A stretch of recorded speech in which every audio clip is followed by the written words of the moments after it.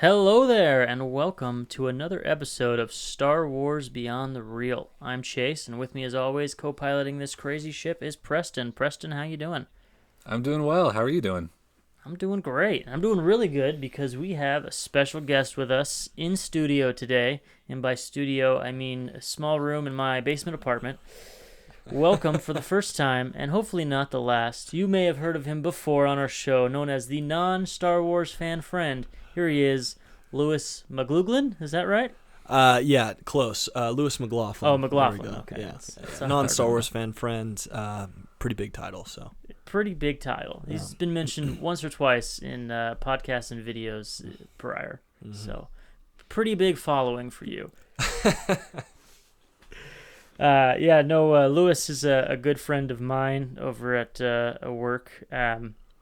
And he's on today to talk a little bit about his Star Wars journey as he's rewatching the Star Wars saga. Am I to understand this correctly? You haven't seen it since you were a kid, like when they first came out, or when?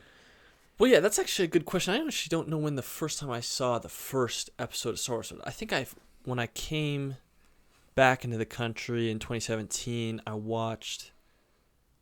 tried watching all of them. But there was a lot of, when we rewatched them, there's a lot of details that I didn't remember watching or whatever. But then before that, it was probably, when I was a kid or whatever. Well, and that's why I wanted to bring you on to talk to you about that a little bit, because it is interesting to see your perspective of rewatching it and maybe getting a little deeper understanding as you go through these movies one by one with two Jedi Masters like Preston and myself. So, well, I'm fairly intimidated. You guys gotta.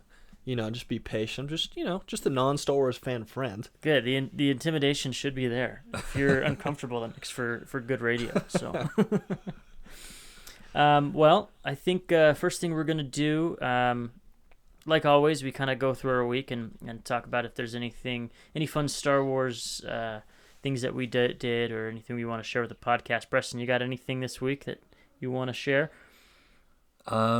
Not really. I was pretty swamped with work this week, so I didn't get too into anything, really. I didn't have any free time.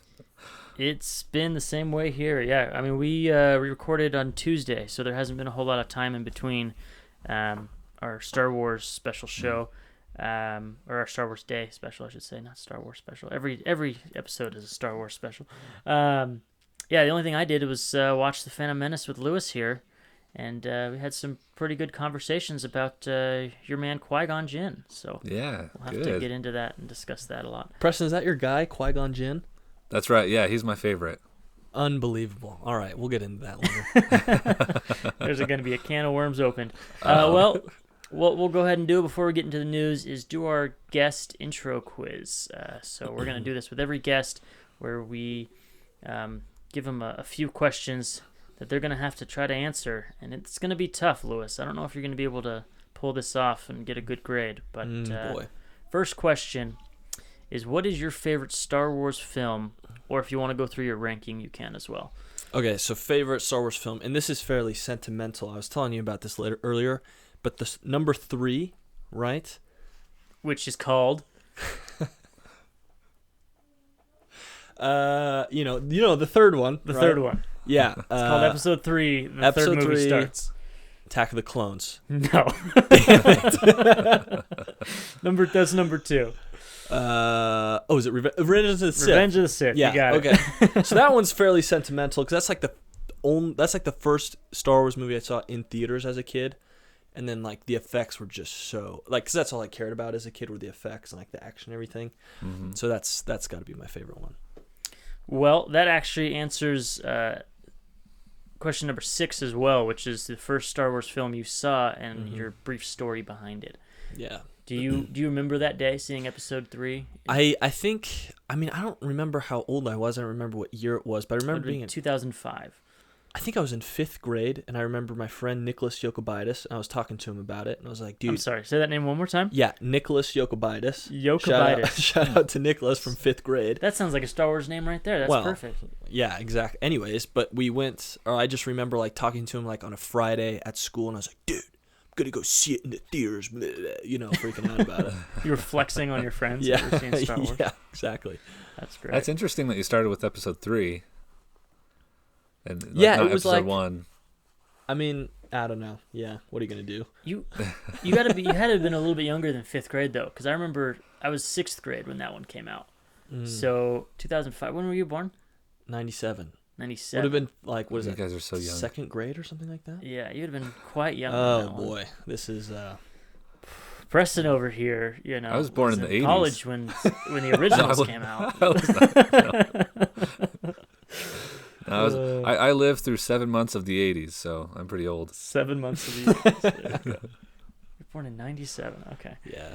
So you were born the year I saw my first Star Wars movie. Well, not my first, but the first one I saw in theaters, because that's when the re-releases came out for the special effect, or the special editions, not special effects. They all had special effects. But okay, second question: who is your favorite character in Star Wars? Not in general.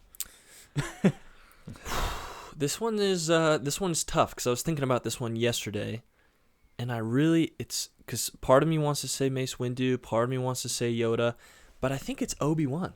Favorite Jedi or favorite character? I think just character overall. Okay, Because, we were like- having the Jedi conversation. I know.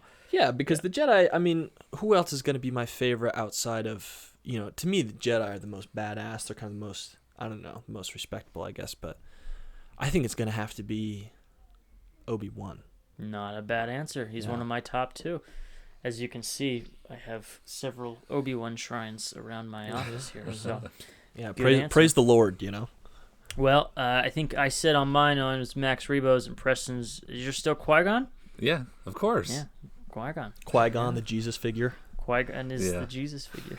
Well, have you ever seen that little article? I don't know where I saw it first, but this guy went over to his grandma's house, and she had a picture of Obi-Wan up on a shrine that she was praying to. It's just praying too. I love that. Well, I was. It's down there in the corner, Preston. You're not here. Lewis, if you want to grab that. That's the one I was referring to as the Jesus figure the other day. I don't know if you could see it. You might not be able to grab it, but yeah. That's I have a figure that's very reminiscent of Jesus, so I always make fun of that one. And sometimes I'll pair it up with Darth Maul, and it's Jesus and the devil fighting in the Jordan Desert. All right, third is, which Star Wars planet would you want to live on? Boy. Do you know Star Wars planets? I know you know some of them. I'm a big Dagobah system guy. That's right. Yeah. That's true. That's just kind of my realm. I don't know if I'd want to live there, but It's pretty swampy. it's a fairly iconic. I don't know. You just get this revolution of Luke and the Dagobah system. I just think it's a fairly iconic planet. It's a good answer. Yeah, thank you. There's a lot of wildlife to sustain yourself. Well, there's a lot of snakes and stuff too. Yeah, exactly. It's an environment where it makes boys into men. That's right. Test of strength. And number 4, what is your favorite ship? Now, before you answer, I just want to preface, Lewis, it sounds like I'm making fun of you, and I'm not, because we're the nerds here. You're the only one that can hold a conversation in normal crowds. I'm guessing. No. But you asked me a specific question when you saw some things in my room, and what was it you said? What's the name of that ship? All right, that Han this Solo is drives? this is pretty low because this is fairly embarrassing for me because I've known that almost my whole life, and then when I saw it, I just had this brain fart or whatever. Anyways, yes, the. Can you remember it now? Oh my goodness. I don't want to talk about it. Okay. It's okay. Forgetting the Millennium Falcon isn't as bad as when I was doing a unboxing video and I forgotten Darth Vader's name. Oh, I- see, that's Oh, wow. pathetic. Yeah, I pointed to his head and said, Chad Vader, because I'd forgotten his name, so that was the first one that came to mind. So what is your favorite ship in Star Wars? So,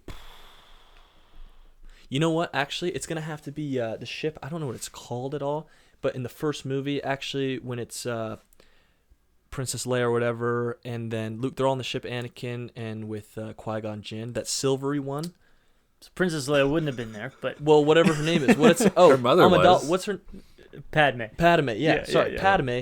Anyways, God, God, I sound like such an idiot. Anyways, that silvery ship that they take Okay. when Darth Maul comes up and then Qui-Gon Jinn jumps The in. Nubian Starfighter, or not Starfighter, but was Star Cruiser? Is that what it's called? That one's Yeah, I was pretty going to say dope. Nebula, Look at that but one. yeah, I think you're Yeah, right. yeah, Nubian. yeah. Just as Yeah. being a pilot myself, I think that would be sick to just like.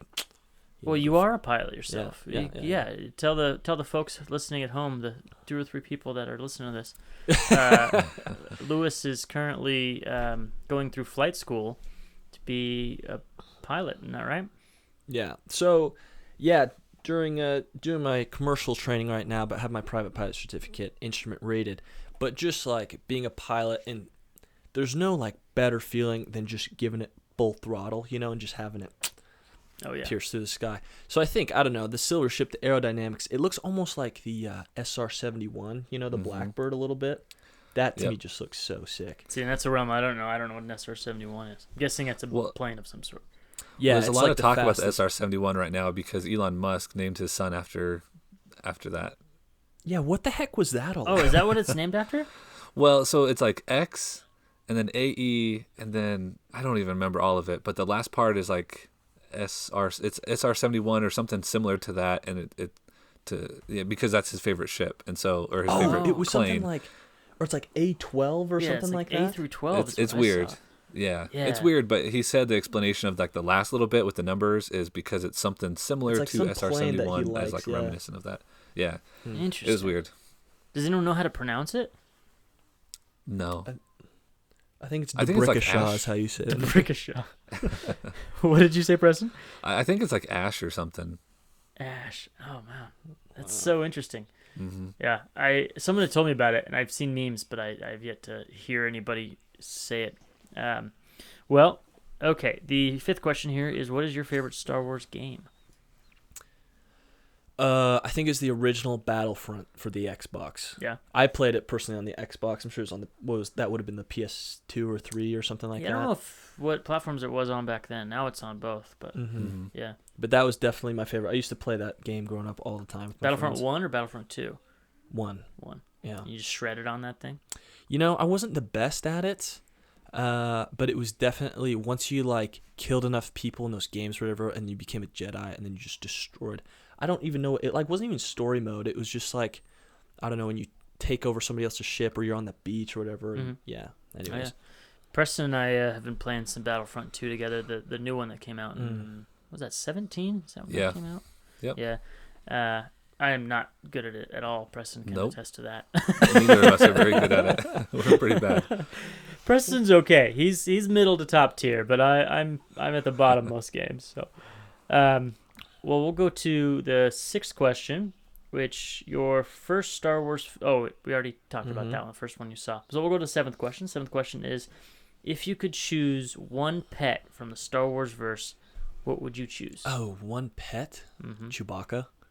Chewbacca's a sentient being. Come dude. on. You can't have him as a pet. Dude, I they did had say, him I as think my a answer was Salacious B. Crumb, and he's semi-sentient too. So Yeah, that's true. Well, I mean, dogs are sentient, but I would take. are, Well, just because like it would be more like a friend thing, but it'd be like this animal human bond thing. That Yeah. I think kind of need like that Han and co-pilot. Chewie.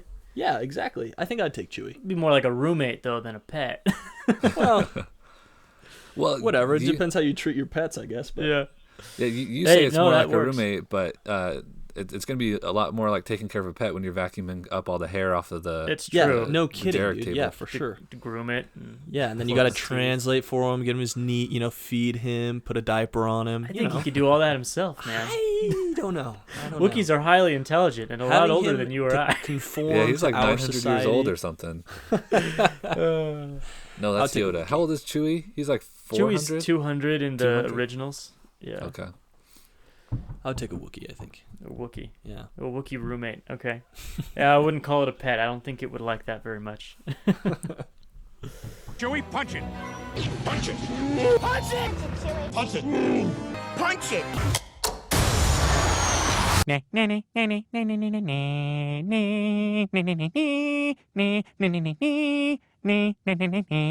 And we're back with the news. We're here, Preston, Chase, and Lewis Mcloughlin, here to talk about some Star Wars. First news, I'm actually going to move this one to the back, Preston, I think, because it's the biggest news. Save this one for the end? Okay. You'll save that one for the end. Yeah. So let's just go to the second one. All the listeners at home are confused because they can't see our notes. So, first bit of news we'll talk about right now is Lego Star Wars, the Skywalker Saga, finally gets an October release date. Now, that was pushed, wasn't it? Didn't we talk about this on previous episodes? I believe so. And something else that I learned, or I think I learned, I need to look it up. I don't think it's just a re-release. I think it's like a full-blown new game. Because they had the old original trilogy games, and I thought they were just like maybe increasing the lighting effects or something on those and making it look nicer. But I think they're actually remaking those. Because that's Really? why I said in the last episode I wasn't really interested in playing it, because I've played those old Star Wars games, and they're not that fun. But it looks almost like maybe they redid the entire thing and made a whole new game. So now I'm kind of excited. I think I'm going to have to pick it up depending on the price tag on that, but I think I could have 60. some fun with that. Yeah. Did you ever play any of the Lego Star Wars games, Lewis? I did, yeah. I think my little brother got one for Christmas that I ended up playing or something like that. Yeah, I think I don't remember which one, but yeah. Yeah. Do you like them? Enjoyable for you? It was all right. Yeah. You know, a little bit toned down, but Yeah, exactly. They're kind of a relaxing game in my opinion. Yeah. Yeah. There's some good comedy in there, but I'm excited to play just because I want to see what they're going to end up doing for Episode 9. Because the thing I like about Lego Star Wars games is they know how to make fun of Star Wars. Mm-hmm. And so I'm just kind of see what jokes they're going to poke at Episode 9. Yep. So that could be interesting. Well, let's move on to the second part of the news. Also video game related, Star Wars Jedi Fallen Order was the start of a new franchise of sequels that are on the way. So I thought this was interesting. I didn't think there was going to be any more to Jedi Fallen Order, but they did release an update, actually, that people can play now with some added content to the game, which is interesting because I don't think I'd ever go back and play that game after I beat it. Yeah. For people like Preston, who you haven't played it yet, right? It's still I'm waiting on your for it to bucket come list. out on Stadia in the fall. Yeah. But I did So see then, the updated skins, and they built like an arena where you can just put a bunch of enemies and fight them in waves, and like you can customize those waves. That seems pretty cool. Oh, okay. Yeah, that does sound good. It's kind of like on the VR, the Lightsaber Dojo, just wave after wave of droids and such. So yeah, that should be interesting. I'm excited to see what kind of sequels they can do. I really like that story there, so I'll probably pick up any of those games that they release kind of in that new Jedi Fallen Order franchise. So I'm just glad that they're continuing to make single-player games for Star Wars, because that's where I think Star Wars really shines. Battlefront 2 is fun, but Star Wars is fun story-wise, and single-player games do that a lot better. Yeah, I think the strength of Star Wars obviously is, like you were saying, is in the story, and so having a single player where you can get that story. I like the single player that Battlefront 2 offered. Yeah. But yeah, Battlefront 2 just kind of ends up being like your Call of Duty or your Halo multiplayer, just with a Star Wars, skin. So I'm glad to get some more story-driven games going forward. And then the next bit of news here, we have The Mandalorian behind-the-scenes photos and creators from the cast. So this is just an article that I saw on StarWars.com going through some of the behind-the-scenes photos and some of them that have been released for season 2. I'm sorry. Did you take a look at any of these yet, Preston? I'm looking through it right now. Yeah. So some pictures there's from a couple Robert that are Rodriguez. interesting. Yeah, the Robert Rodriguez is the one I wanted to talk about. So he's been confirmed now for directing for some episodes there. And have you seen any of his work before? I don't not like I don't recognize his name. Maybe I have, but So sure. he's done films like I think he did like Machete Kills, and what was that other one where the girl had like a rifle for a leg? Do you remember that? Oh yeah, so I definitely have not seen any of his films. Okay, they're really interesting films. They're very stylized, so I'm kind of interested to see what he does for Star Wars, because he definitely has kind of a fun tone to him. It's not necessarily like a Western, but it's oftentimes like a gritty crime situation, but they often takes place in. I think he did Mariachi was a film that he did, if I remember correctly. But so I'm excited there. And then the other guy on there, trying to blank on his name right now.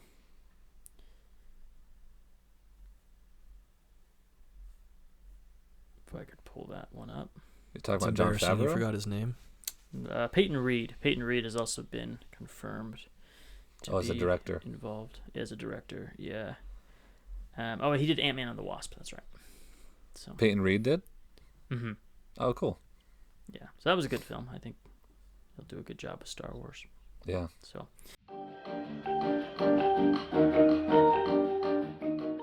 Hey there, Star Wars fans. Sorry for the interruption. Chase here.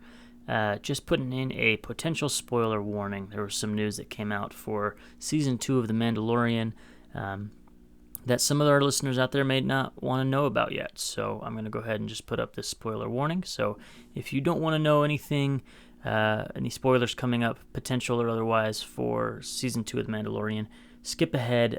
It's about 6 minutes that you'll want to skip. So feel free to go ahead and do that now. And then the biggest news for The Mandalorian, we'll go ahead and break into that, is that Boba Fett is said that he's going to appear and be played by Tamora Morrison. That is how you say his name. I feel like I never say that correctly. So he will be returning as Boba Fett. Of course, he's the actor that played Jango Fett, so that is very fitting for him to be playing the clone version of himself. Mm-hmm. Well, How and did you it's feel when interesting. Well, yeah, so it was really great to hear that. And then I also heard that it was confirmed that the little extra scene at the end of the episode where there was they're out in the desert hunting that assassin lady. Yes. At the very end, it shows someone with a cape and some boots. That's about all that you see. It walk up on her. And it was confirmed that is Boba Fett. So he's already been in The Mandalorian.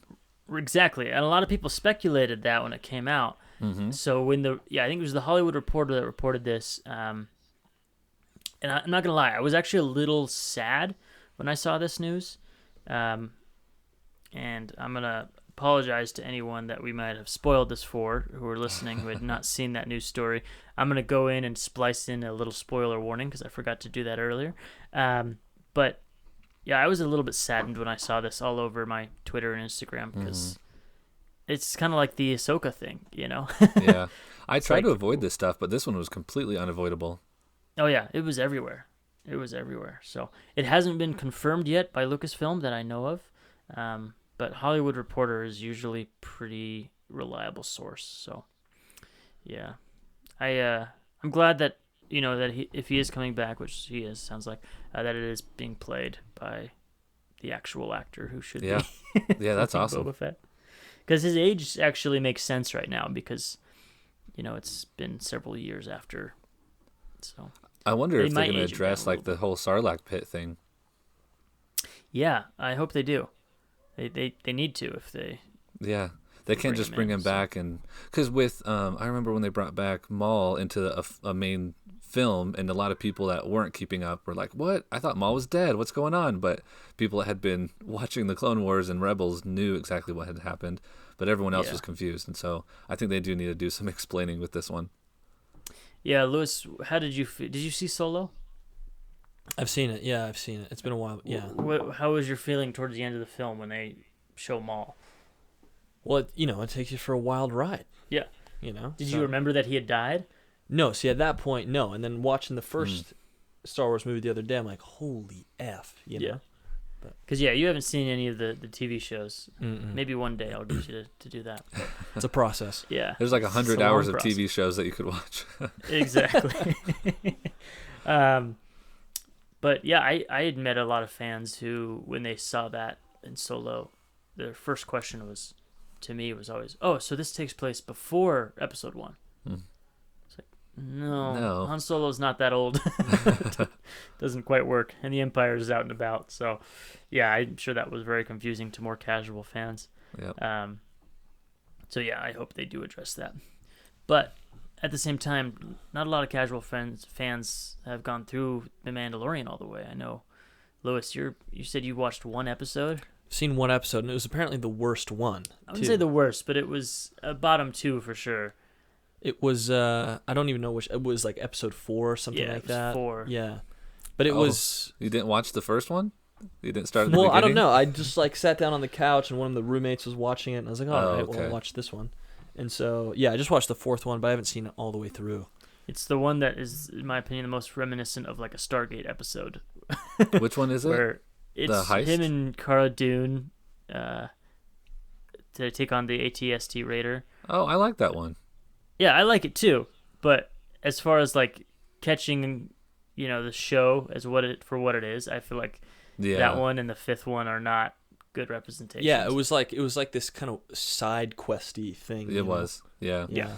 It was a character development moment, and not like a mainline quest. And watching the behind the scenes of The Mandalorian, I learned that I think that was Bryce Dallas Howard that directed that episode, and she was all about character development. So that's what that was all about. Yeah. Okay, well, that's going to be it for the news. Unless you have anything more you want to say about Boba Fett, Preston? How much time do you have? As much as you want to give the listeners. No, let's move in. We got Lewis here, so let's get his thoughts. Let's do it. So we're gonna move into the main topic. Or Lewis, did you have anything you want to say about Boba Fett? Tamora Morrison. Did you hear about that news? No, except that he does look very old. But I don't know how I feel about that. So. Well, they have makeup and special effects. I'll do all right. They might youngen him up. Are you against old people in movies? Not that old. No, but to my understanding, it doesn't really matter. Actually, he doesn't take his helmet off or whatever. Or does he in the thing? Boba? We don't know if Boba takes his helmet off too much. Yeah, we haven't really seen him past the Clone Wars TV show. So. Huh. But the Mandalorian doesn't take his helmet off. Yes, right. That's part of his Yeah. his faction's creed. But I wouldn't be surprised if Boba Fett just takes it on and off all the time because he's not a Mandalorian. he's not a Mandalorian, right? Yeah. It makes Okay, sense. fascinating. Yeah. That's I'll explain to you how that's not. He's not a Mandalorian. I have graphs and charts that I can point out to you. Peer-reviewed articles. Peer-reviewed articles. That's right. Sources. Well, that's what we did. Lewis and I on was it Tuesday? We did that. Yeah, something like that. So Tuesday, Lewis and I were working together, and I don't know how it came up. We just started chatting about Star Wars, as something that usually happens when I'm around, and I don't know, how did it go about? You were asking questions. Essentially, you had your movies really mixed up. You kept on saying, you were talking about scenes with Princess Leia and Anakin in an arena with a big monster in the middle that somebody swooped in and blew him up. I think I knew in my head stuck a bone what was in his happening. mouth. Yeah. I think in my head I knew what was happening, but explaining it was you were mixing up Yeah. the Sarlacc pit with the Geonosian arena, Yeah. which is an easy thing to confuse. So I was trying to explain the timeline to him a little bit, and I was trying to explain a couple of my thoughts on each trilogy and where their strengths and weaknesses were. And I think he was getting really confused, and so he said, I just want to watch all these films again, and I need to watch them with you, and you just need to go through and give me a lesson and be my professor in Star Wars and teach me the ways of the Force, basically. So we did just that. We had a very slow day at work. Nobody really came in. Utah has just barely reopened its doors for small businesses. And so we sat down, we fired up the computer at work, and we went through The Phantom Menace. It was really serendipitous how it came about, Yeah. actually, because it was just like this quick, let's go through them, and then boom, we're not doing anything. Yeah. There you go. The stars were aligned, and it was good because, I would go through and I would stop and I would explain something, and he would get really bored and be like, let's just watch this movie. So Because starting and stopping a film is the best experience to have. right, it really helps with the No, but it was pacing. honestly, there were some things, sure, I didn't care too much about, but there was some insights about the film and about the storyline that, who would have at least me. Here's the thing. Here's what I told Chase, Preston. You might, judge me for this, whatever, but with any film, any entertainment, I'm kind of watching a movie to be entertained. I'm listening to a song to be entertained. And so, like, you guys are kind of on a different level to where it's like you guys get the complete picture and all these backstories and side stories and whatever. But, like, to me, it's like, oh, that fight was cool, or that, you know what I mean? Right. Yep. And so, yeah, there's, like, some things where he pauses, like, oh, that makes so much more sense, you know? Well, and that's what's great about Star Wars is it has something for everybody. It has that, you know, just kind of mind-numbing, awesome entertainment. You know, you can liken it unto Fast and the Furious, if you will. Star Wars does it much better, in my opinion. But Oh yeah. you know, where it's just like, that's cool. I probably won't think about it much more. But then it's also got these deep stories and themes and issues that you can think about and take apart and ponder forever. And then it's also just got a cool factor where you can go home, buy an action figure of it, and keep the story going in your head, you know, if you're a kid. Or an adult, you know, I do that too. And we'll talk about this. Well, yeah, but we should talk about this a little bit more later. But it kind of Dave Filoni was talking about this in the most recent episode of The Mandalorian, where all the cool lightsaber fighting is like a skin on top of an actually really good story underneath. Right, exactly. And I've got that soundbite pulled up because we're actually going to play that here and talk about it because it's such a good. You know, he's talking about the Phantom Menace. He's talking about the scene you're probably referring to, which is the Duel of Fates, the fight between Qui-Gon and Darth Maul and Obi-Wan, and how this is like one of the most important scenes in Star Wars on the, you know, underneath everything, but on the surface level, a lot of fans just see it and love it because it's that, you know, awesome flips, kicks, and so pew, pew, cool. pew, you know, Yeah. awesome sword fighting, which it is, but underneath it's so much more. So we'll get into that in a little bit. I did draw up some questions I wanted to ask you and get your opinions on. I didn't send this to you because I want to be genuine with your answers and have no prep work here, so let's go ahead and get into it. So the first question is, when was the last time you remember seeing the Phantom Menace before this week? Yeah, it would have been 2017. Okay. Yeah. And do you remember much from it, or it was just like... You Like, know, were you I remember distracted? Were you watching? Was it with a girl? I think it's no. No, I think I remember the cool stuff, right? Yeah. The Darth Maul fight scene. I remember, you know, the droids and then whatever those people are called, Jar Jar Binks' people. You know, that big fight. You remember stuff like that, but like we talked about in the opening scene, the politics of the trade battle and everything. That I seriously, if you would have asked me what happens in that movie, that would have been completely out. I would not have remembered that. Yeah, and I think that's the case with most people. So, quick, just overall thoughts and feelings on the rewatch. How do you feel about this movie now that you've seen it? So it's a great. Here's the thing: it's a little bit slow, the movie, and we kind of talked about that. It's almost like if you talk about the beginning of the story, it's almost like this pilot. You know what I mean? Because it's like the very chronologically the beginning of Star Wars, and so there's things that have to be explained. I guess there's things I don't know. So it's a little bit slow, but it was good. I think when we watched it, we kind of likened it to the difference between an origin story of like a superhero or like an Avengers film, right? Where it's like, you know, your characters already, and then it's just like action packed, good guys versus bad guys. Where maybe on an origin story, it's like, well, you got to figure out how they got their powers. You got to figure out where this threat is coming from, that kind of stuff. So. Yeah, it's a little bit different because you already know what a Jedi is.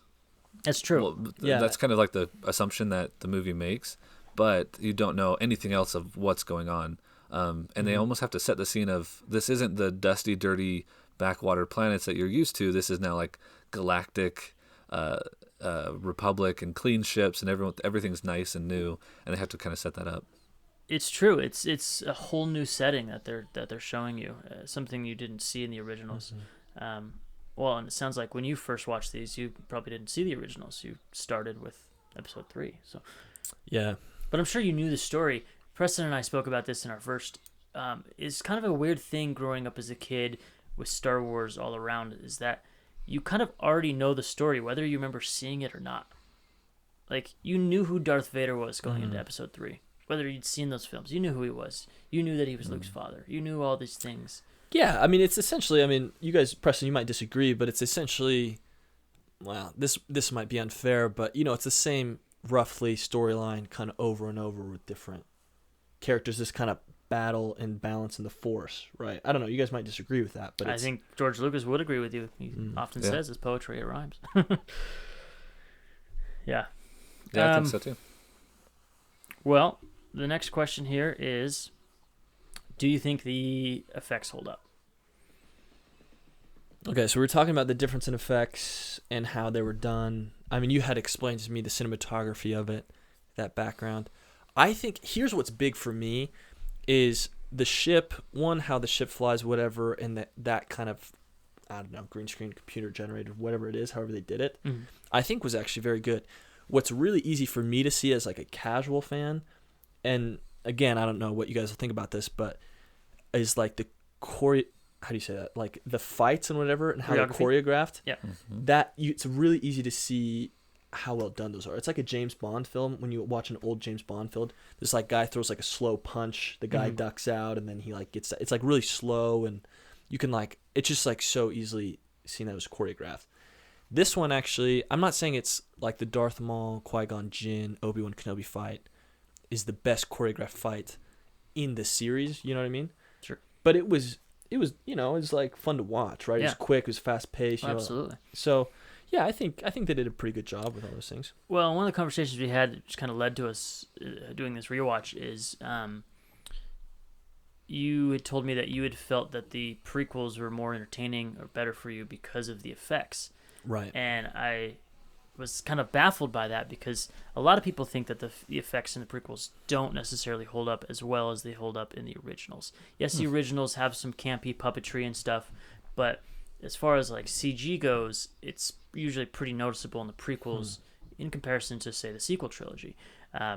So I was interested to see that because I shouldn't say almost everybody, but a large group of Star Wars fans would say that the original trilogy is the best trilogy, and then they can, whatever you think about the prequels and the sequels. So it was interesting to talk to you and hear that you were more partial to the prequels than you were to the originals. Part of it because that's what you grew up on as a kid. Yeah. And I think a lot of that has to do with the third movie. Right. Right. And what I'm really interested in seeing now is, now that you're an adult, and as you're going to watch this again with a little bit more focus, with me, because I'm going to force you to do it, is what you think on, as we start to delve more into the themes and the meanings behind the films, which becomes your favorite trilogy if you prefer the originals to the sequels. Because you do have to look past a little bit on the originals, some of the campy effects. I personally really like them because I think practical effects hold up over time better than CG. Because if you take a look at, say, Episode 9's effects versus Episode 1's effects, there's definitely a big difference. Oh, yeah. I will say we just learned in the behind the scenes of The Mandalorian which film had the most practical effects out of all of them, just sheer number of like models and miniatures. The most miniatures, was The Phantom Menace. Yep. Oh, fascinating. For sure. So the first film has the most, just like the most miniatures, the most models, but it also probably has the most CG. Well, I'm sure it had the most green screen up to that point. Yeah. But yeah, Attack of the Clones and when I rewatched Episode 3 a couple days ago, I could just tell every single backdrop was computer generated. Yep. So, okay. Well, the next question is, how do you feel about the politics in The Phantom Menace now versus when you first saw them? Okay, I think this is probably the biggest difference as like watching it as a kid and watching it now with, a super nerd or whatever about Star Wars is like accurate. Like I said, like the politics you kind of don't care about as a kid, right? It's like, where's the lightsabers, where's the guns, where's all the fights and everything. This was like very fascinating to me because it's like, this actually with Palpatine, it made the most sense with Palpatine, how he kind of starts to already in the very first, like chronologically, the very first movie, start to put himself into power and everything. And that actually to me was the most fascinating part because, as we know, Palpatine's like this, he's kind of this underlying, he's more present in some movies than others, but this underlying presence. And then at the end of the whole series, we see what happens. Yeah. So the whole Trade Federation thing, that was really interesting, just how he kind of manipulated his, minions or whatever to kind of put himself. Yeah, I've got an opinion here as well. Sounds like Chase, you want to say something too? Or no, okay. go ahead. So, Yeah, I think you're right. Like, it's super interesting to get these stories behind it. The original trilogy just kept it real simple, just focused on like a couple characters, didn't really care. Empire's bad, rebellion's good. That's the whole politics. With this one, Right. with the prequels, they focused maybe too much on the interesting politics behind. And as adults, those things are interesting to know and learn about throughout the course of the film. But you still need to have like, I feel like they needed to bury that just a little bit more and have more fun stuff, more character-driven stuff, and there's too much politics. And then I think they fully reverse ship with the sequels and had like, none of this matters. Who cares what's going on in the background? Let's just like show fun stuff. And I think all of them kind of have suffer for some of that. Well, and we had this conversation too at work, Lewis. Go off what you were saying, Preston, is how, in my opinion, if you look at the prequels, I think they're the best story, like planned out, like, you know, plot wise, it's the best. Yeah. Execution, maybe not so great. The sequels, I feel like, have some of the best execution, but some of the worst planning and plot details and story arcs. And so they're kind of opposite in that way. And then I think the originals have kind of the best of both worlds there, in my opinion. But we were talking about how George Lucas, because we were discussing Jar Jar and some of the slapstick and the farting, you know, horse thingy. And it's like, okay, he did that for his kids because he's now a family man as these prequels come out. And so he's trying to make movies that a 12-year-old can enjoy. But at the same time, he's making these scenes, you know, several-minute scenes of Senate meetings and, you know, trade disputes and things like that, which little kids just check out completely. Mm-hmm. I mean, I'm almost checking out talking about it. But it's interesting because we kind of discussed how George Lucas almost backed himself up into a corner. With the plot that he made was so rich that he really had to have those scenes to explain what was going on, because as an adult watching it, if it was just, you know, pew-pew, lightsabers clashing, and he was trying to get this story in there, there would have been a disconnect. It wouldn't have made sense. As a kid, you might not have noticed, but as an adult, you almost need those scenes to explain the rich nuances of the politics in the galaxy. So, I do think he backed himself into a corner because he couldn't really take those out of the film, or else the film wouldn't make sense. Yeah, I will say that as a young kid when the prequels came out, I had a Jar Jar Binks action figure. I have 3 brothers, but at the time only 2 of them were old enough to enjoy that stuff. One of them was still a baby. So the 3 of us boys in my family, we each got an action figure of each the different animals in the pit fighting scene, and we from Attack of the Clones. From Attack of the Clones, yeah. So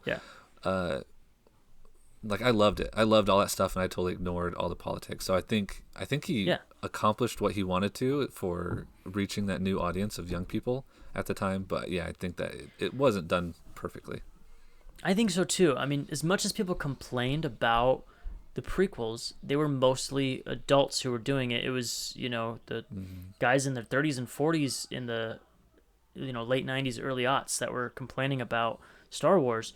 But if you talk to people of Lewis's age and even my age, I got started really early, so I feel like I'm kind of in between the 2 generations. But most people Lewis's and like my brother-in-law's age, when you talk to them about the prequels, they see nothing but happy memories from them. And they can watch them now and see that there's some cheese there. But it's because, you know, they were kids. That's the target audience was, they were the target audience. Wow, I cannot talk today. They were the target audience, and I think they hit their target perfectly. So, all right, well, let's move on to the next question. Okay, did you understand everything properly? And did you understand everything properly? And would you have if I didn't explain to you? Like, there was a lot that I would pause and like give you some analogies. I think that's the thing. I think the politics of it, the storyline stuff, is quite frankly the stuff that was kind of slow to me, that I didn't super care as much about. That so when you explain it, it's like, here's the thing with the Tread Federation, and you kind of related it to, you know, what would have been a real world situation, right? Sure. You were talking about Amazon, the government, blah blah blah, all that stuff. So that made a lot more sense. I think it just makes it more important when you explain it, and then you're kind of a little bit more invested, right? As opposed to like, the classic good, bad, good force, bad, you know what I mean? All that stuff. So I think that made sense. And yeah, and I explained things in like real world scenarios, and it helps you kind of see past just like funny looking, borderline racist aliens, Oh my gosh. talking to Yeah, that was the other thing, Preston. I don't know if you noticed that, but there's some pretty hardcore Japanese accents. Yeah. The Trade Federation are stereotypically Asian. What's his name? The little flying guy. I'm just Watto. Watto. He's stereotypically Jewish. Yeah. There's a lot of stereotypes. see, Jar that's Jar what we Binks explained to- and all the Gungans are Jamaican. Yeah. It's Oh, jeez. Yeah. Yeah. Yeah, you can't really do that anymore in film, No. no, can you? Yeah. you shouldn't. No, yeah. Yeah. I will say there is a way to do it. So with like Cyberpunk 2077, which is a video game that's coming out. I don't know if you guys know anything about that, but I've heard of it, but yeah. Yeah, there was in the source material. There's a Jamaican gang in like the game that this game is based on. Anyway, at first a lot of people were like, "Hey, you can't have those in the game. That's racist." But then a lot of Jamaican people came out and were like, "No, we want to be included." So there is a way to do it to include groups, but it's not to make them stereotypes and make them aliens. It's Right. to Don't make be them more an authentic. alien and then put a stereotypical accent on it and like make them, because they didn't paint any of those characters well. No. Watto was not painted well. He was a very, money hungry, greedy sleazeball. Yeah. The Nemoidians were supposed to be like dumb pawns to Palpatine, and the Gungans were all like We're pretty dumb. Just were straight dumb up and dumb. silly and like so yeah, I mean there's a difference between inclusion and racism, Yeah. the The 90s. I don't think the 90s were as evolved as maybe if they were made today. Probably not as aware. no that's for true. Side note, I was watching what was the film, The Hangover, not too long ago, and I remember thinking, if this came out today, people would be so mad because there's so many, insensitive jokes, whether it's to homosexuals or, mentally disabled or whatever, and they just throw around words that are just like, you can't say that now. You can't. I've never seen The Hangover, but it's the same. That's the same reason that Steve Carell doesn't want to do an Office like he doesn't want to do anything with The Office anymore because a lot of the stuff that he could say back then he can't say today. Right, people will Which get offended. Which at the same time, The Office is super popular. This is totally off topic, but The Office is popular, and I think it's because they made fun of, like, the people saying the racist or sexist things were the butt of the joke, not Exactly. the racist. Right. It wasn't Yeah, a yeah, racist or sexist joke. It was like, look how stupid this guy is for thinking this, and isn't it funny how dumb he is? So, Right. again, which there's was, always a right way to do it. There is, and I feel like they didn't do that with Hangover because, like, Bradley Cooper would say something, homophobic or sexist or racist, and you would be like, you wouldn't thinking, oh, that guy's such a moron. I can't believe he would say something that dumb. You would be like, oh, he's supposed to be the cool guy, Yeah. and he's, being a dick. So, well, moving on back to Star Wars. I just want to hear your hot takes on any characters you want to have a hot take on, Lewis. Whether it's Anakin, Qui-Gon, Obi-Wan, Jar Jar, Maul, whoever. There's a lot of hot takes on a lot of them, actually. I know you've got something to say about Qui-Gon Uh-oh. and what's her name? So Mrs. Skywalker.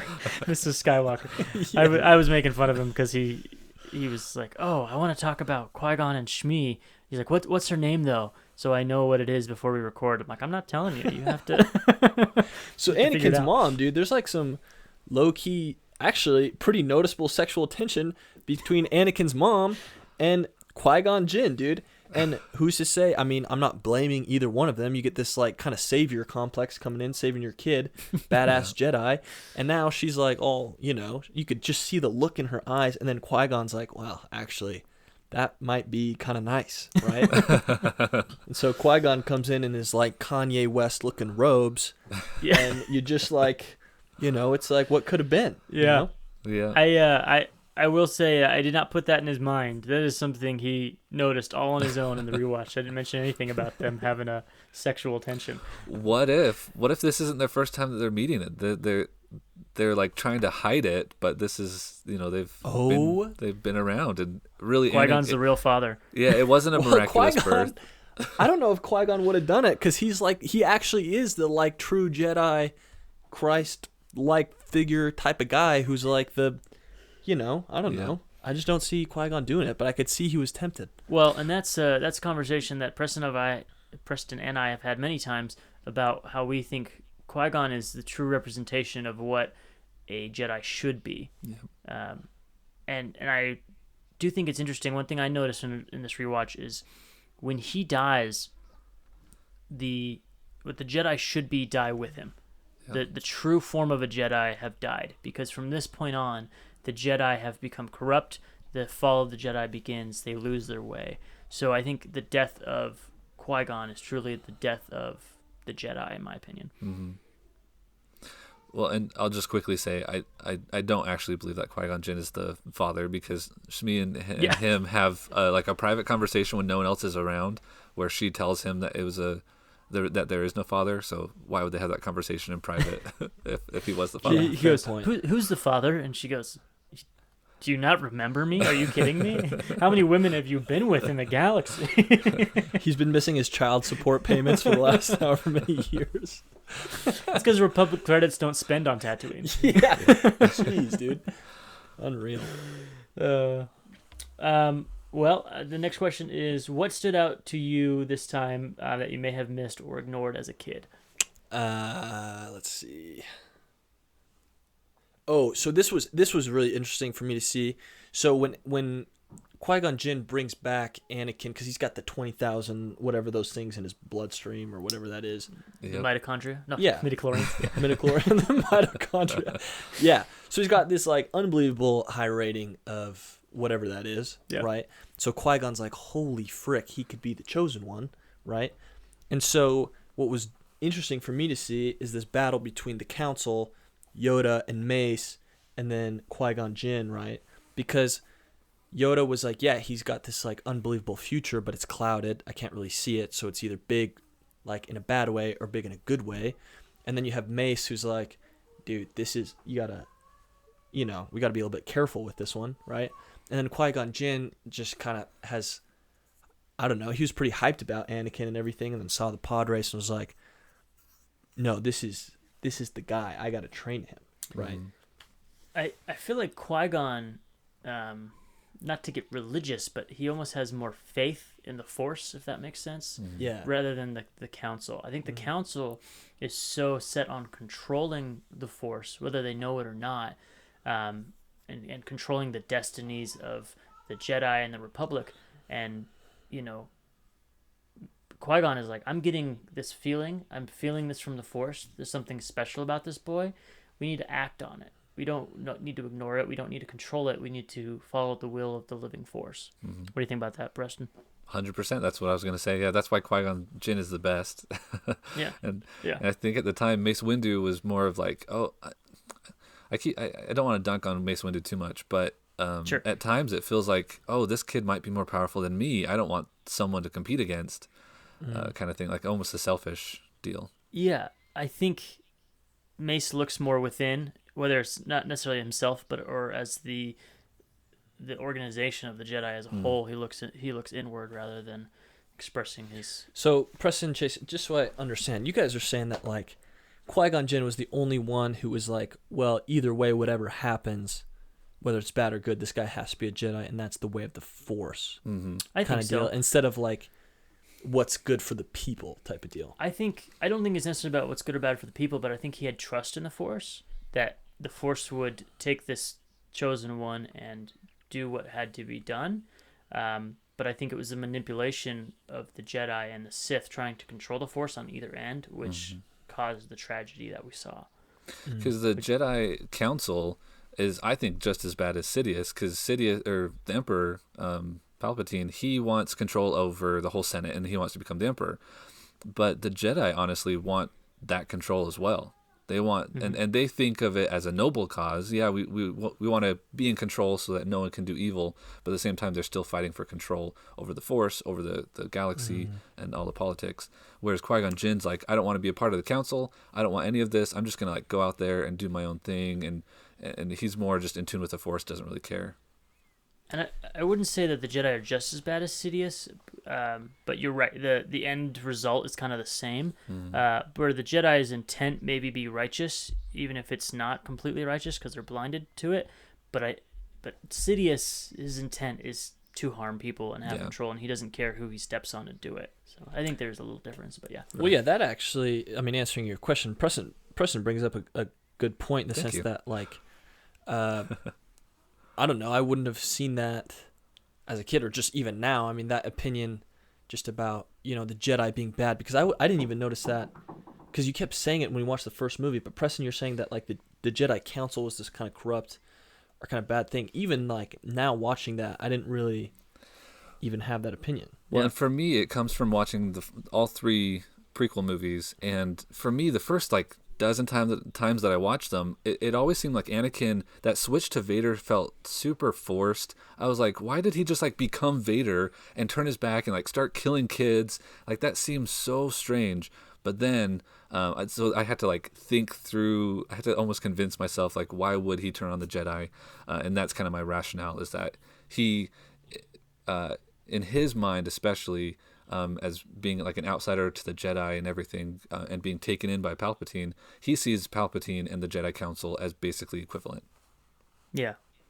And that's why he says, from my point of view, the Jedi are evil, and he sees them both as equivalent evils maybe, but I think he sides with Palpatine because Palpatine gives him an easy out, saying, I can save I just had a thought. Go ahead.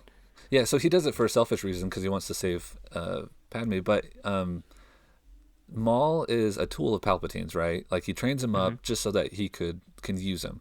Now that I've seen like all the Clone Wars animated series, the Jedi Council basically uses Anakin as well. Like he's a tool for them to win their war. And you don't see that so much in the films, but yeah, they really used him because they knew that he was strong. And he murdered thousands of people, like a lot of droids, but he also just killed people too, like enemies. And so that switch to just killing younglings and killing Jedi, it probably wasn't that hard after being an implement of war for so long. Well, and I noticed when watching the Clone Wars or the movies, it's like anytime there was something that needed to be done, it was like, oh, send Obi-Wan and Anakin. Send Obi-Wan and Anakin. And I was like, there's thousands of Jedis. How come they are always getting assigned to these, like, plot important missions? And then you know why, because it's like they're the main characters. But if you think about it as that way, like, yeah, it actually makes sense story-wise because Anakin was so strong, and they were using him like a weapon. They were using him as their Darth Maul and sending him out, okay, these people need to be destroyed, send them. These people need to be destroyed, send them. Up until, it came to Grievous, because they were unsure about Anakin, and so they sent Obi-Wan because, they start to get Palpatine like a little bit afraid of their own weapon. Yeah, exactly. So, especially after he killed Dooku, they were like, "Oh, he just beheaded him. Maybe we need to rein in on our weapon a little bit." Well, and sorry, Lewis, we're kind of like leaving you out of this conversation, but this I'm like listening, like holy frick, Well, they knew Dooku because Dooku used to be a Jedi. And so they're sitting here watching this young kid. Maybe they kind of still see him as a kid. They forgot how strong he's become. And then they see Dooku, who they know is a very powerful Jedi and an even more powerful Sith, and he just chopped his head off. And they're like, oh, shoot. If he can do that to Dooku, Dooku could have killed me if he wanted to in a one-on-one fight, and Anakin just killed him. So let's be a little bit more careful with this Anakin kid. Yeah, absolutely. I think they feared him a little because if they didn't have any, fear towards him, which again, fear leads to anger and hate and the dark side. But I think they would have granted him the rank of master because his trial, I mean, he had faced some of the most horrible villains in Star Wars and had beaten them. Like, what other trials do you need to take to become a Jedi Master? Yeah. But I think he just was a little arrogant. There wasn't the wisdom there. Well, Wow. if we go on to the next question here, what, if anything, did you gravitate towards as a kid that maybe you don't do it, or that doesn't do it for you now? So kind of the opposite of the last question. Oh. Huh. I don't know. I don't think there's really anything, because the things I enjoyed as a kid, I still like enjoy as a viewer today, as a watcher. You know what I mean? Like the pod racing was fun. The, lightsaber fights, the ship, all the kind of spacey stuff is still fun. It's like, I don't know. Yeah, I don't think that stuff ever really gets old. No, it's just like now you kind of get this like different perspective. Oh, this is why this happened and all that. But no, I don't think there's anything that I don't like less or am annoyed by, or no. I think it's all still pretty interesting. All still holds up for you. That's yeah, good. yeah, I think so. And then, do you have any other questions about the film for us that you want some more light shed upon? Huh. Wow. Not that we're experts. We'll listen to the real expert in a little bit here with Dave Filoni. But Let's see. Huh.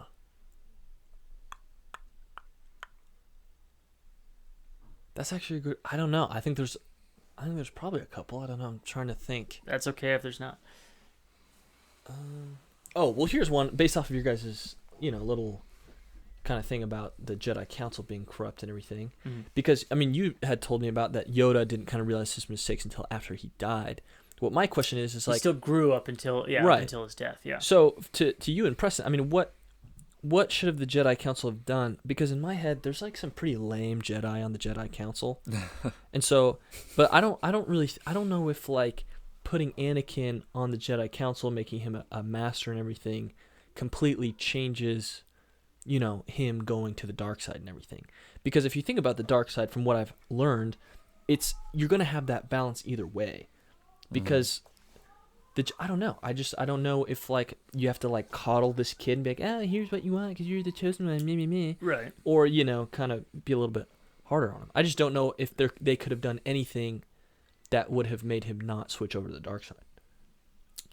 I think, well, I'm figuring out how to word this. Preston, I'll have you go if you have any thoughts. Well, first off, I just gotta say, you don't think Kiadi Mundi or Yaddle are super cool Jedis? I think Yariel Poof? honestly, Come on. I think the thing is they just like can't hold their own, Yeah, no. I They know what all you mean. die off. They all, it's like, dude, if you're on the Yeah. council, you gotta do something badass to stay alive for a little bit in the film. Well, Yeah. and so I'll get to that because, in your opinion, the badassery is what gets you a spot on the council. The Jedi aren't warriors. In fact, Qui-Gon Jinn, who again is, in my opinion, the best example of what a Jedi should be, was not a great warrior. He got killed by But then what's the point of the Jedi? to be peacekeepers and to bring balance to the Force. That's the reason the Jedi fall, is because they become warriors. They become soldiers and generals, and that's what causes the fall of the Jedi. They have skills as fighters in order to keep peace, but you don't. I know you're seeing them as superheroes. Well, just because in my head it's like, well, that's what a Jedi. I mean, I get it's not like this like go start a war Jedi deal warrior thing, bang bang, Right. you shoot them up. I understand there's some more wisdom, whatever, listening to the Force, but then why? I mean, I don't know. I just think So what we see Qui-Gon and Obi-Wan do at the beginning of the film to go negotiate the trade dispute, that's the purpose of a Jedi. Once the lightsabers come out, things have gone wrong. Preston, say it isn't so. Well, so that's why I'm a big Qui-Gon Jinn fan, because I don't think that even that is the place of a Jedi. I don't think that the Jedi should be involved in politics at all. I think they should be more of like almost like mystics, not necessarily monks that just like hide away, but just like Right. every planet's got a couple Jedi, and they're just they try and just maintain life and order.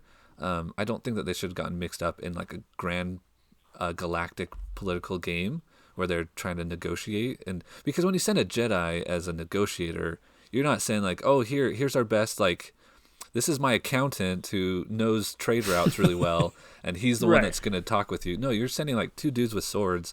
It's not the best trade negotiation. And then, so that's my opinion. And then to answer the main question of what could they have done differently to not have Anakin go to Vader. I honestly think that if he was trained by Qui-Gon Jinn instead of Obi-Wan, he would not have become Vader. Because he would have been more in tune with the Force.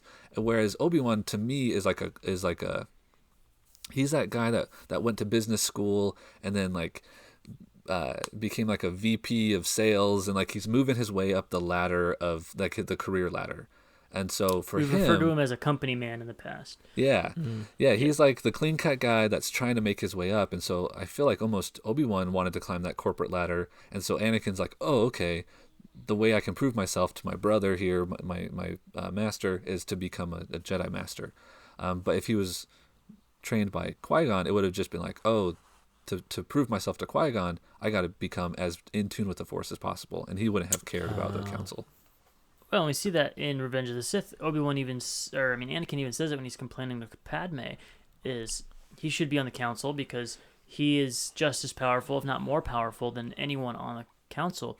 And to me, I took that as it has nothing to do with power. Mm-hmm. It has to do with understanding of the Force. He might have good manipulation over the Force, but I don't think he has a true understanding of it. Yep. I'm not saying that Jedi should necessarily be like involved in politics and stuff, but I do see them as peacekeepers and conflict resolvers, right? And so maybe that Trade Federation example in the beginning is not the best one, but there are some good examples in the Clone Wars where you have maybe two tribes or two people that have a conflict, and the Jedi come in to try to resolve it peacefully. Yeah. And try to bring balance back, because there's an unbalance when you have contention between two factions. And so the Jedi should be there to try to resolve it as peacefully and quickly as possible. And I don't think they did that. I think what they did is they escalated conflict and they became conflict managers rather than someone who's trying to. Well, does that make sense? Yeah, I get what you're saying. I just don't know if you recall in the first film, but they immediately got pooped on by drones when Lord Sidious was, or whatever his name, Palpatine was like, or they told him that the Jedi had come, and then they just sent some drones in there to kill him. And then now it's like, well, I'm just kind of getting this warrior battle thing thrusted upon me. Yeah. You know, I mean, if you think about it that way, that's actually it's a fair point, I guess. Yeah. Yeah, they were attacked. And they, this role of soldiers was pushed upon them. But I feel like it was their want for control, and they took on that role that led to their fall. Yeah. And a lot of that's expounded in the Clone Wars series. You see Mace Windu really, he's anxious to take over the council, or take over the Senate. Yeah. Oh, wow. Okay, and the last thing I wanted to ask is, what do you remember of Attack of the Clones before you rewatch it? As much of a retelling as you can remember, I think this could be a fun thing for you to try to tell us what you remember about this film before you see it. Attack of the Clones. Second one.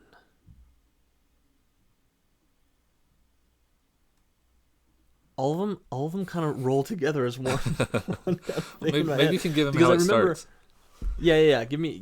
Warm me up with that one, and then I'll be just like the opening scene. It starts in space on a ship, and you look down on a planet.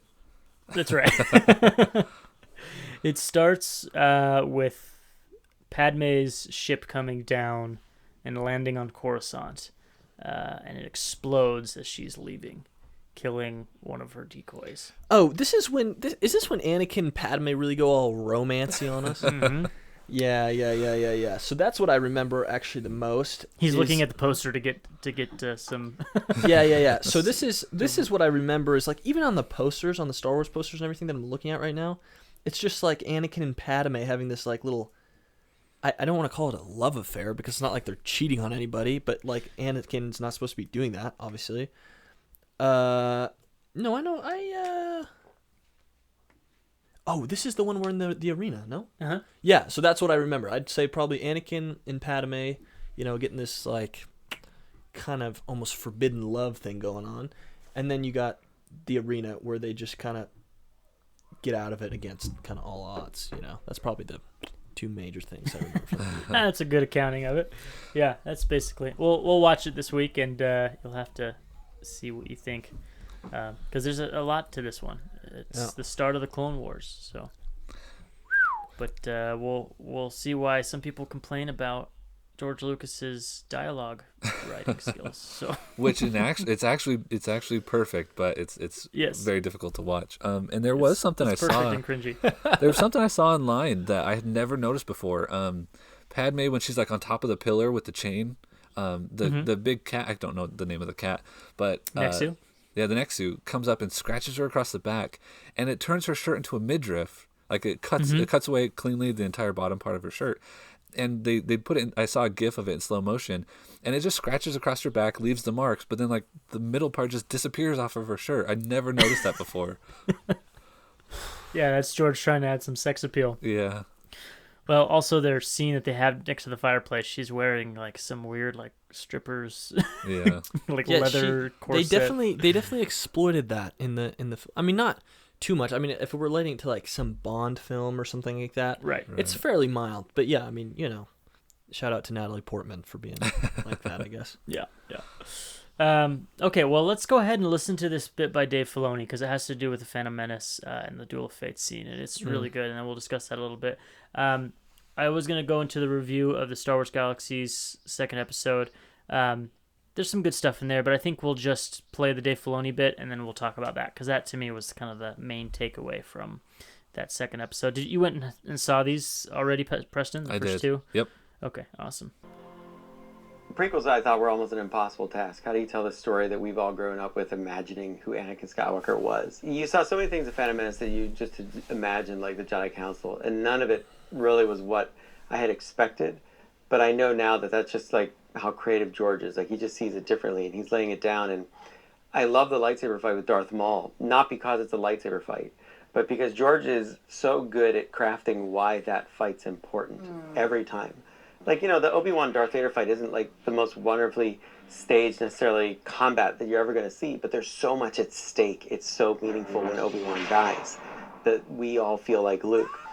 In Phantom Menace, you're watching these two Jedi in their prime fight this evil villain. Maul couldn't be more obviously the villain. He's designed to look evil, and he is evil, and he just expresses that from his face all the way out through the type of lightsaber he fights with. What's at stake is really how Anakin's going to turn out. Because Qui-Gon is different than the rest of the Jedi, and you get that in the movie, and Qui-Gon is fighting because he knows he's the father that Anakin needs. Because Qui-Gon hasn't given up on the fact that Jedi are supposed to actually care and love, and that's not a bad thing. The rest of the Jedi are so detached, and they've become so political that they've really lost their way. And Yoda starts to see that in the second film. But Qui-Gon is ahead of them all, and that's why he's not part of the council. So he's fighting for Anakin, and that's why it's the duel of the fates. It's the fate of this child. And depending on how this fight goes, Anakin his life is gonna be dramatically different. So Qui-Gon loses, of course. So the father figure, because he knew what it meant to take this kid away from his mother when he had an attachment, and he's left with Obi-Wan. Obi-Wan trains Anakin at first out of a promise he makes to Qui-Gon, not because he cares about him. When they get Anakin, when they find him on Tatooine, he says, "Why do I feel like we've found another useless life form?" He's comparing Anakin to Jar Jar. Excuse me. And he's saying, this is a waste of our time. Why are we doing this? Why do you see importance in these creatures like Jar Jar Binks in this 10-year-old boy? This is useless. So he's a brother to Anakin eventually, but he's not a father figure. That's a failing for Anakin. He doesn't have the family that he needs. He loses his mother in the next film. He fails on this promise that he made to Mother, I will come back and save you. So he's left completely vulnerable. And Star Wars ultimately is about family. So that moment in that movie, which a lot of people I think diminish into just a cool lightsaber fight, but it's everything that the entire 3 films of the prequels hangs on, is that one particular fight. And Maul serves his purpose, and at that point died before George may bring him back. But he died, and that's showing you again how the Emperor is completely self-serving. He doesn't care, he's just a tool, and he's using people, and now he's going to use this child. That follows all the way through to the line which terrified me as a kid when the Emperor tells Luke, "You, like your father, are now mine." And the idea when I was a little kid watching that movie of some evil person possessing my father, making him do things or making him be evil was terrifying. That was like a thought that was horrible. Also, it's amazing when you watch Return of the Jedi that Luke has never done anything that I would call it like he's a bad character. He has like a tendency to be dark, and a lot of people wanted Anakin. Oh, he should have been darker as a character. It's not true at all.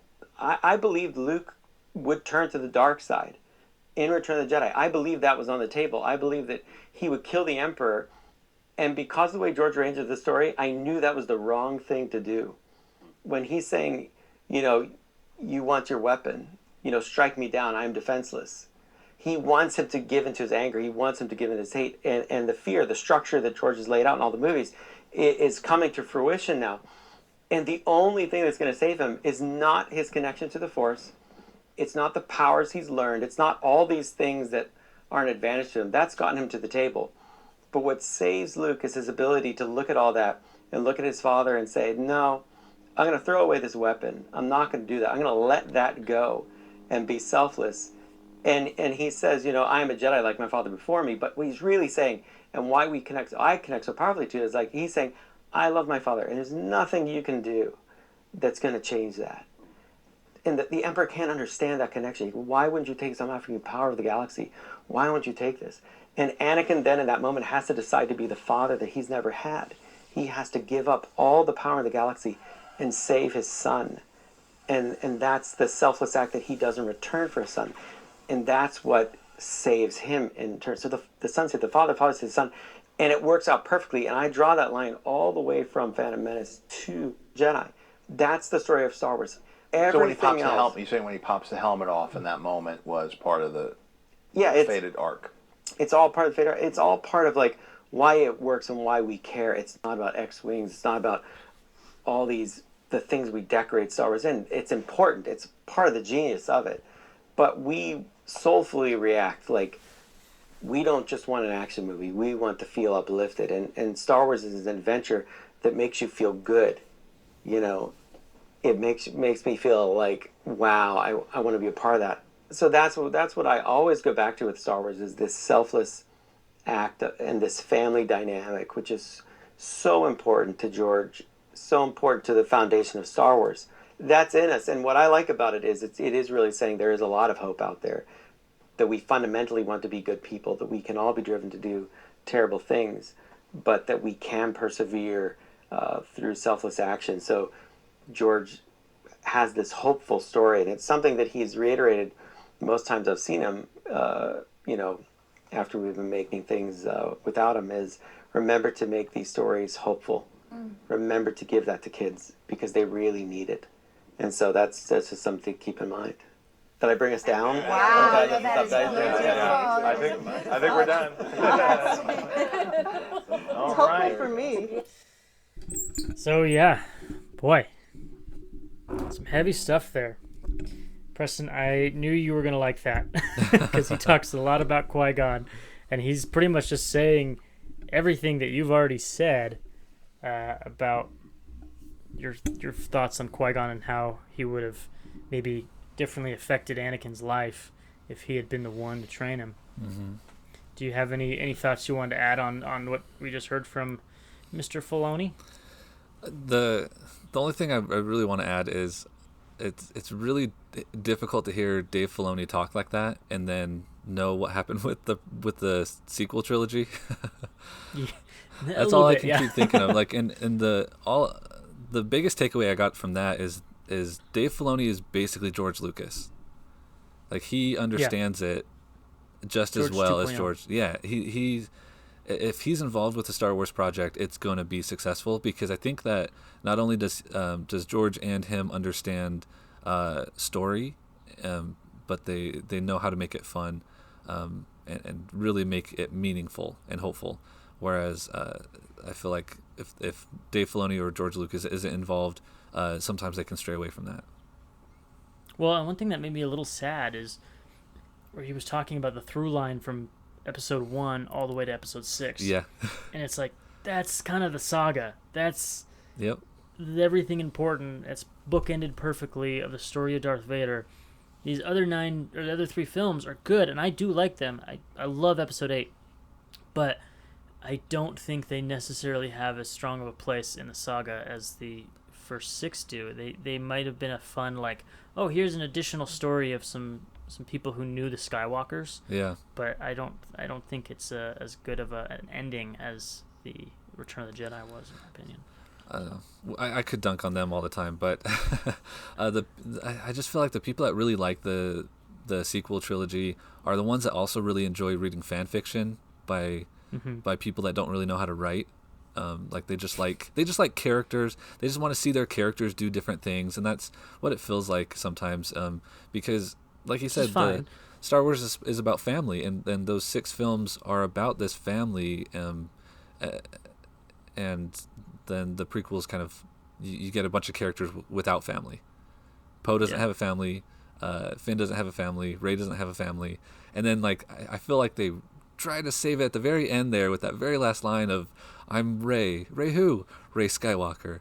And it's like, oh, she does have a family, and it's the same one as that we love, but it's not really about family. And you could say it's about family because her whole issue in the 3rd film is that she's coming to grips that she is a Palpatine. But it's not a through line the same way 1 through 6 is. It's I'm throwing this new information for you in the last film, and now this is her new arc that she has to deal with. Yeah. I don't know. Lewis, what were your thoughts on what you just heard on from Dave or what we were just talking about now? Well, I mean, I don't know. I think it goes along with what we were kind of talking about, just with... I mean, with Anakin, I think it's important because I think that's true. Now that I'm thinking about it, if Qui-Gon Jinn would have done it... Actually, his point about how when Anakin says, I feel like we picked up another useless life form, or not when Anakin says, when Obi-Wan says that, that's actually a really good point. And again, I don't think Obi-Wan didn't made any mistakes necessarily in... He's trying his best, for sure. Definitely. Right, being his master. But yeah, I think it would have been different with Qui-Gon Jinn, for sure. Yeah.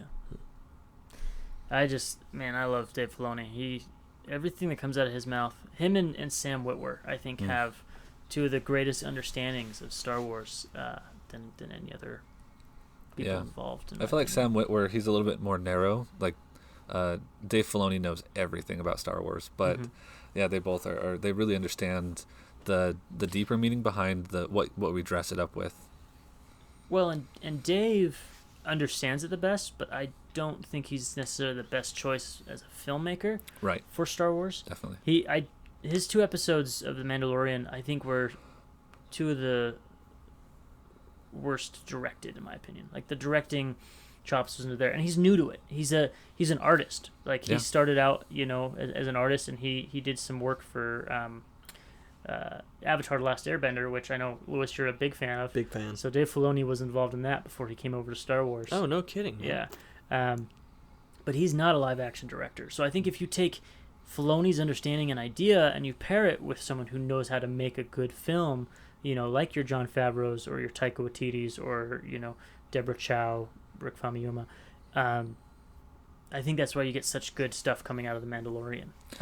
I would be interested to see The Mandalorian if maybe it was written more by Dave than it was by Jon Favreau. Not that Jon Favreau did a bad job, but I feel like you would have a bigger tie-in to, deeper meanings and themes if it was Dave doing most of the writing. I feel like anything Star Wars nowadays needs to, we can have really competent directors and writers, but they just need to, pass it through Dave Filoni before it gets to the other side. And as long as you have that filter, it'll be great. Just to kind of get that George Lucas touch, Yeah, exactly. Yeah. And I think that's a good plan. There was a funny little moment. I don't remember which of the 2 episodes of that documentary it is, but Filoni is like, oh, do you remember this scene when he says this and does this? And he's talking to Jon Favreau, and John's like, oh, nope, I don't remember that scene. And honestly, I didn't remember the scene either. Yeah, it was super funny. Like, Dave's like, oh, you're a big Star Wars fan, right? Let's talk deep. And he's like, I don't remember that at all.